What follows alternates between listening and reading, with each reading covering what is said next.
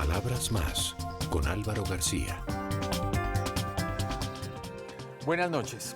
No hay duda de que uno de los instrumentos más poderosos para enfrentar los obstáculos complicados de la vida es la creatividad, el humor y la sensibilidad.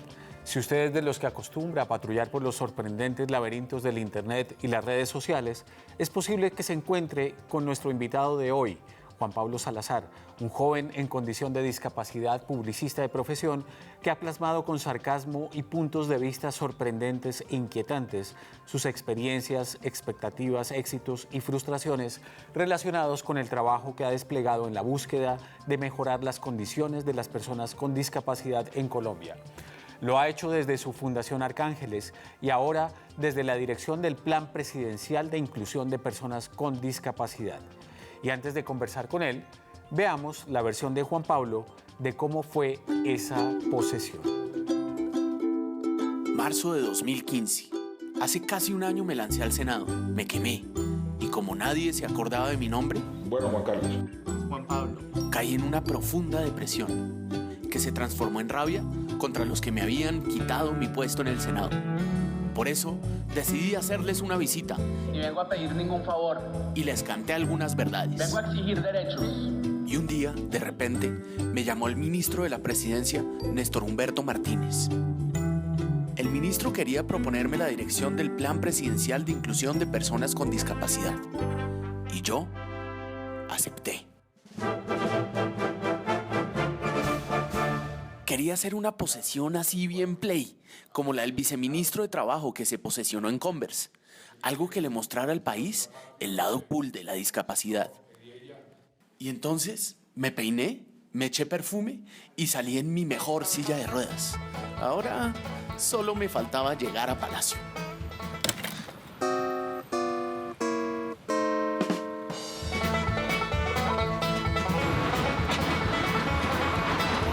Baila, tengo gas y no cabe la silla.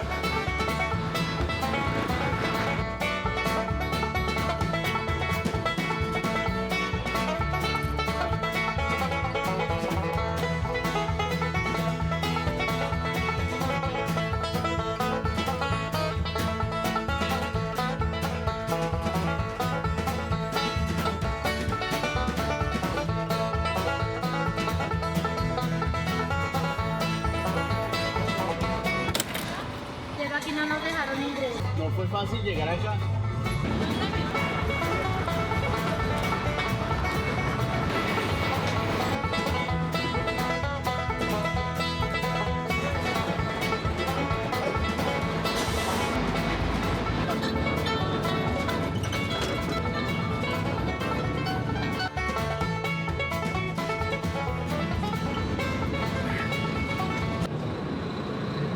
Cuando por fin llegué, juré por mí, por la discapacidad, por la Constitución, es decir, me posesioné.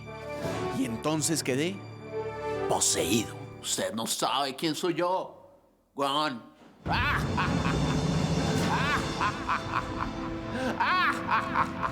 Mi nombre es Juan Pablo Salazar Salamanca y esta es la historia de un empleado público. Se le hace, pero se le demora.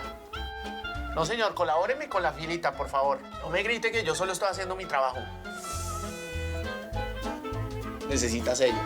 Me da pena, pero son las 12:31 y estamos muertos de hambre, ¿verdad? Ya es hora. Sí, vamos a almorzar.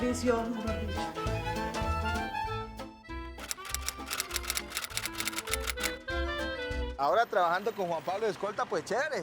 Pues hay algo incómodo, pero puede exceder la velocidad, cerrar las ambulancias, pasarse los semáforos en rojo. Chévere, relajado, porque como es el escolta de Juan Pablo, entonces vale huevo, puede hacer lo que quiera. Juan Pablo Salazar Salamanca, mejor dicho. Yo sabía, tú sabes que yo sabía que tú ibas a triunfar por lo grande. ¿Cuándo nos vemos? Cuéntame. Llámame, yo estoy libre toda la semana. Palacio a la 1, 2 de la mañana, debe ser muy interesante, ¿no? Estoy feliz con el nombramiento de Juan Pablo. Pues él siempre ha trabajado mucho por la discapacidad y yo pienso que ahora va a poder lograr muchísimas cosas.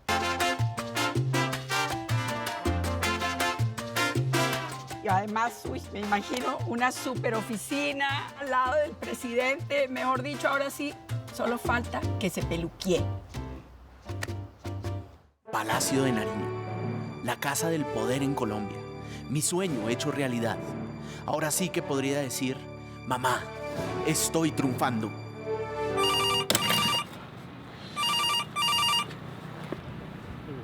¿Aló, mamá? Hola, ¿cuándo vienes a conocer mi oficina? Bueno, te espero. Chao.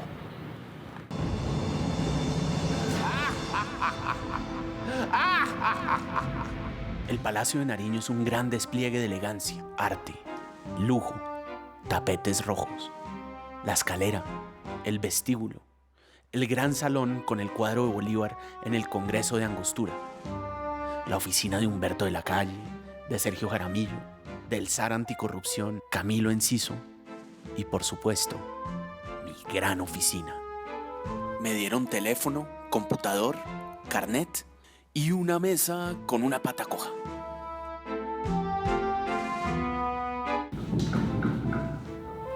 Simbólico, ¿no? En fin, mi oficina no era lo que mi mamá esperaba, pero ni modo de llorar, porque quedaría como Paloma Valencia. Ahora, el único verdadero problema era que mi mamá ya iba a llegar a visitarme.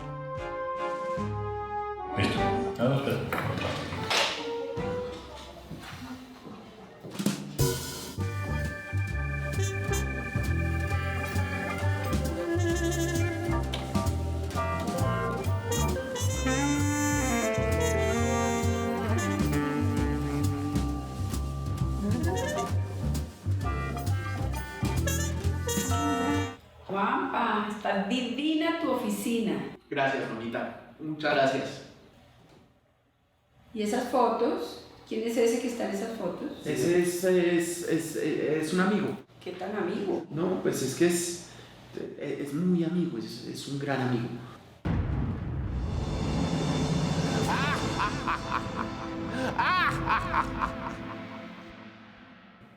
Madre, esta es mi verdadera oficina. Ay, me alegro tanto, Juanpa. Esto es lo tuyo. Madre, yo pienso que las oficinas no hacen a la gente. Es la gente la que hace a las oficinas. Aunque, a decir verdad, siento que falta algo, ¿no? Una vez más, mi mamá tenía razón. A mi oficina le faltaba un símbolo que mostrara que los derechos de las personas con discapacidad eran un asunto de dignidad. Y por eso, en nombre de esa dignidad, le pedí al maestro Ramiro Ramírez, el mejor pintor de Colombia. El mejor no, pero sí el segundo o el tercero. Que pintara un cuadro para inaugurar mi oficina. Y Ramiro pintó a un hombre que sin un ojo, sin una mano y sin una pierna, comandó a los criollos, españoles, indios y negros que vencieron en Cartagena a la armada inglesa del almirante Vernon. Pintó a Blas de Lezo. Ese sería el símbolo de mi oficina.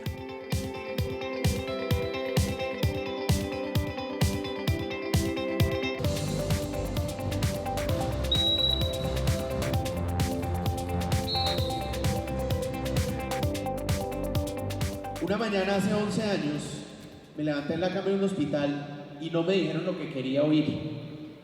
Me dijeron que la gente como yo no podía acceder al transporte público, no podía acceder a las escuelas regulares, no podía acceder a los edificios, ni al trabajo, ni al deporte.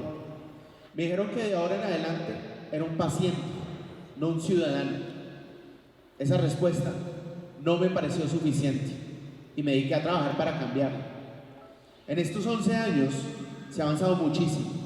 Este gobierno ratificó la Convención de Naciones Unidas sobre los Derechos de las Personas con Discapacidad. Sacó adelante la ley estatutaria que la aterriza en nuestra realidad. Bajo el liderazgo del Ministerio de Salud y Protección Social, se articuló el Sistema Nacional de Discapacidad, que ha adelantado un trabajo admirable, pero no es suficiente. Para lograr verdaderos cambios en nuestra cultura, para que Colombia sea verdaderamente posible para todos los colombianos, para impulsar esas transformaciones sociales y culturales que este tema requiere, hace falta voluntad política. Y hoy hay una prueba contundente de que esa voluntad política está. El presidente Santos me está pasando al tablero, o mejor dicho, nos está pasando al tablero a los líderes con discapacidad, no para salir en fotos, ni para hacer entrega de ayudas técnicas, ni para dar excusas, ni para esperar, sino para hacer, y para hacer ya. Tenemos 3 años, y lo que yo espero al final de estos 3 años es esto, que cuando haya un accidente de tránsito, cuando una mamá tenga un hijo con discapacidad, o en el peor de los casos, cuando la ignorante violencia deje las ilusiones de una familia desvanecerse en una sala de cuidados intensivos. Espero que tengamos una mejor respuesta, una respuesta institucional que resuelva y tranquilice los miedos y la desesperanza a partir del acceso a las oportunidades.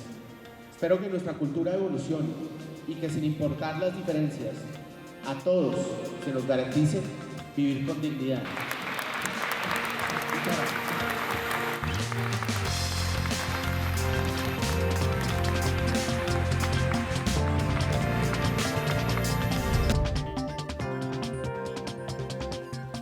Juan Pablo Salazar, bienvenido a Palabras Más.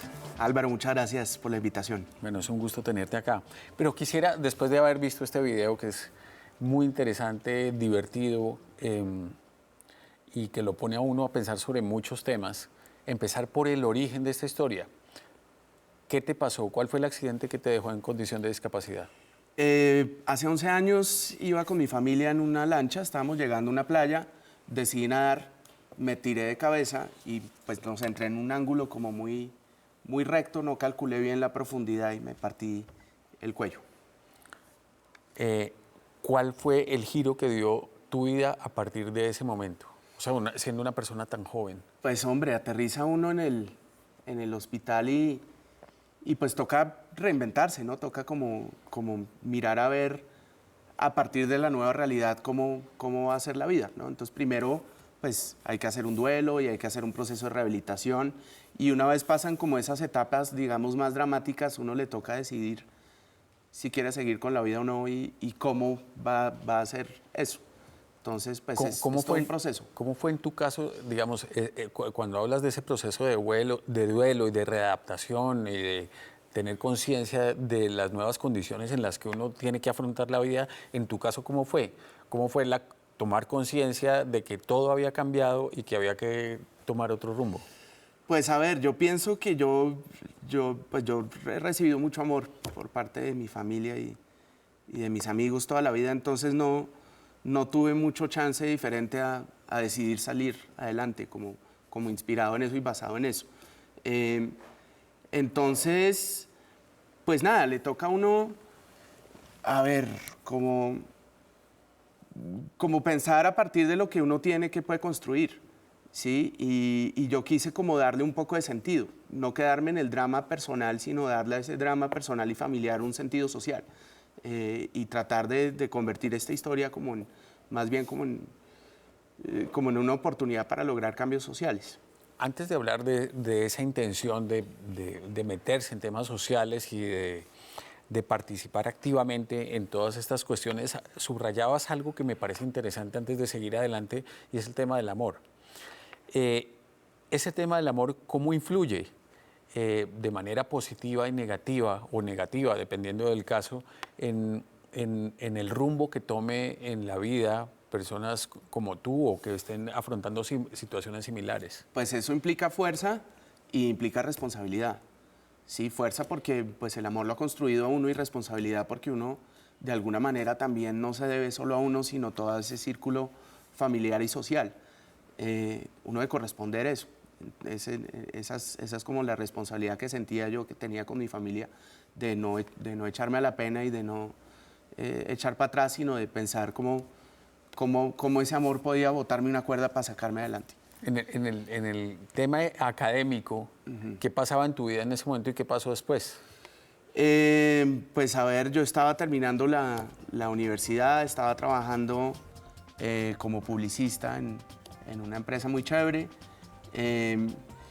Y pues ante esa situación yo lo que dije, yo no quiero ser una versión disminuida de lo que era, prefiero reinventarme y hacer alguna cosa nueva.